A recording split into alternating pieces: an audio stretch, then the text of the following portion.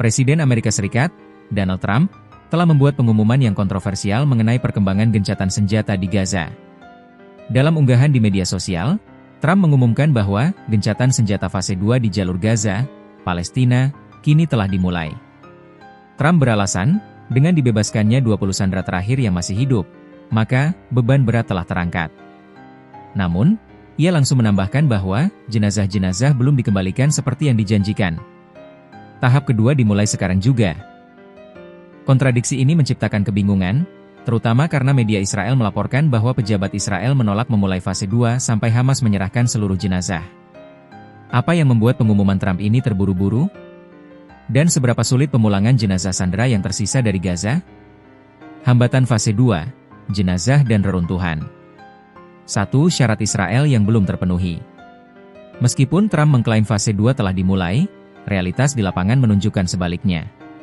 Penolakan Israel, media Israel I24 News melaporkan bahwa para pejabat Israel telah memberitahu AS bahwa fase 2 tidak bisa dimulai sampai Hamas menyerahkan seluruh jenazah sandera yang tewas. Penundaan Rafah, pemerintahan Netanyahu dilaporkan menunda pembukaan perbatasan Rafah, koridor kemanusiaan utama, sampai jenazah-jenazah sandera banyak dipulangkan. Dua proses yang mengerikan. Trump sendiri mengakui pada Rabu 15 Oktober bahwa proses pemulangan seluruh korban tewas sangat sulit dan mengerikan, mengingat sebagian besar Gaza kini telah hancur. Ada area-area yang mereka gali, dan mereka menemukan banyak jenazah. Lalu mereka harus memisahkan jenazah-jenazah itu. Beberapa jenazah itu sudah lama berada di sana. Dan beberapa di antaranya berada di bawah reruntuhan. Mereka harus memindahkan reruntuhan, kata Trump. 3. Jumlah jenazah yang tersisa. Hingga saat ini, Hamas baru menyerahkan 9 jenazah kepada Israel. Dengan total 28 jenazah tewas yang seharusnya diserahkan berdasarkan perjanjian, masih ada 19 jenazah lainnya yang belum diserahkan. Komitmen fase pertama dan klaim Hamas. 1. Pelaksanaan fase pertama. Gencatan senjata fase pertama, yang diusulkan Trump dan dimulai sejak Jumat 10 Oktober, mencakup sandera hidup.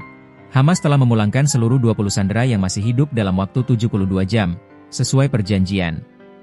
Tahanan Palestina, Israel telah membebaskan ratusan tahanan Palestina sebagai imbalan. 2. Klaim keterbatasan Hamas.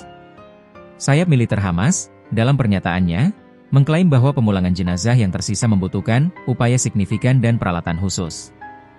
Ini memperkuat poin Trump bahwa jenazah memang terkubur di bawah puing-puing, tetapi juga menjadi alasan mengapa Hamas tidak dapat mematuhi tenggat waktu 72 jam untuk jenazah.